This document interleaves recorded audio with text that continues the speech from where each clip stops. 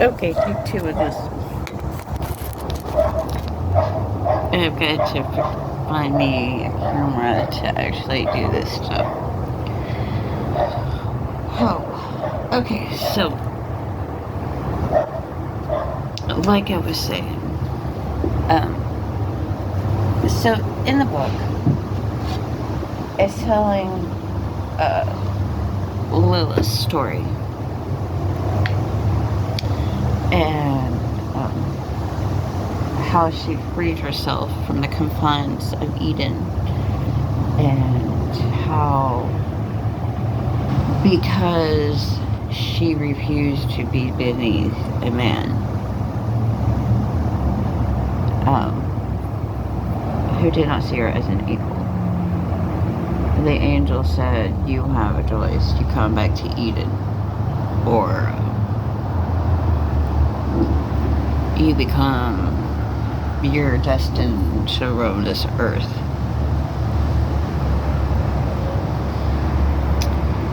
So, now, as the story goes along, it talks about Lilith at a different point. She was kind of like a protectress over mothers and children. She would take care of boys from the age of newborn to 8 of years. Girls, it was newborn to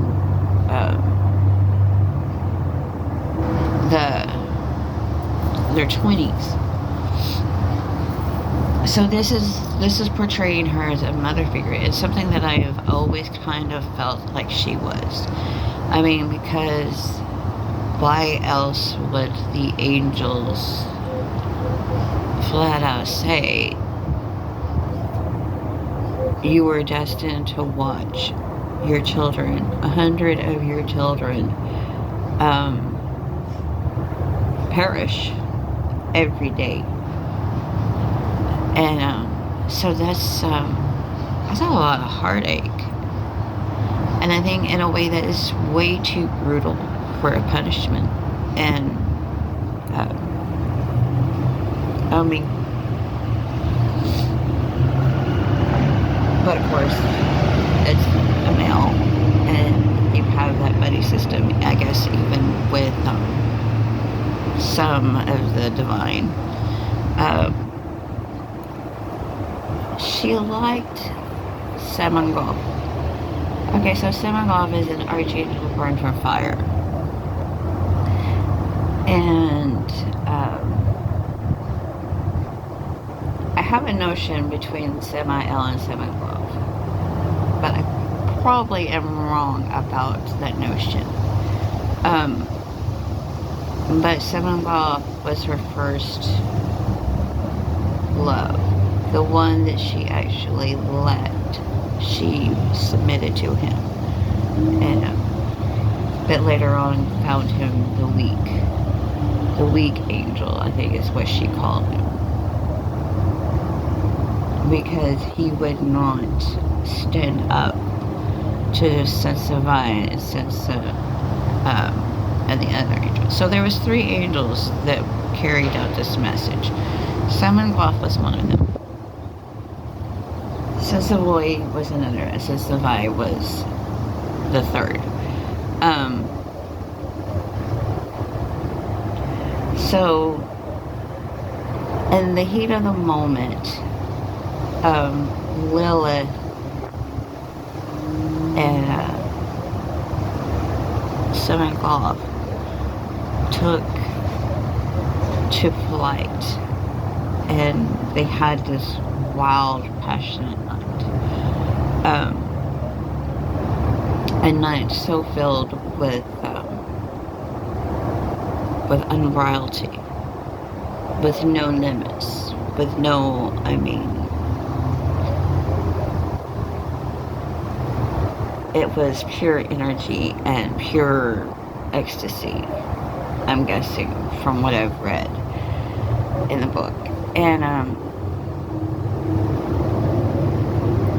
she tells him, she goes, I never knew it could be this way. And he was like, how could you have known my little deal? Bah, words today. She devil. And in that way, I think that was his kind of way of saying,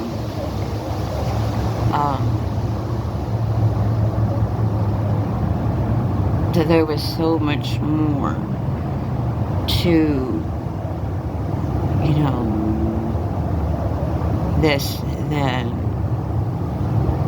what she has seen, which isn't much because she was the first wife of Adam and she has never had anyone else other than Simon Goff and Adam.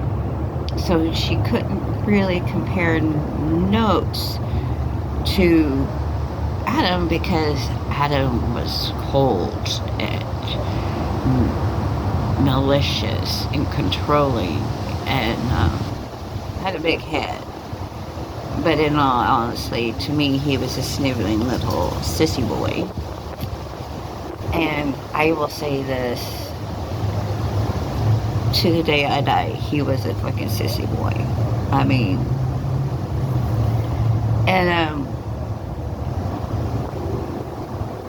now,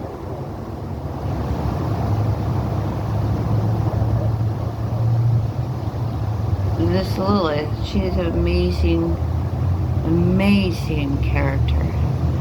Has showed such perseverance because even when they threatened to destroy her children, she stuck to her guns. She didn't waver.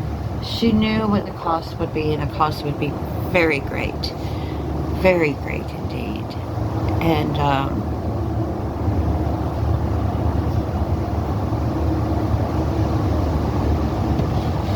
so after this unbridled love that they had, now mind you, she knew that it was a momentary thing with Simon Love. That this was only going to be a glimpse of what could have been.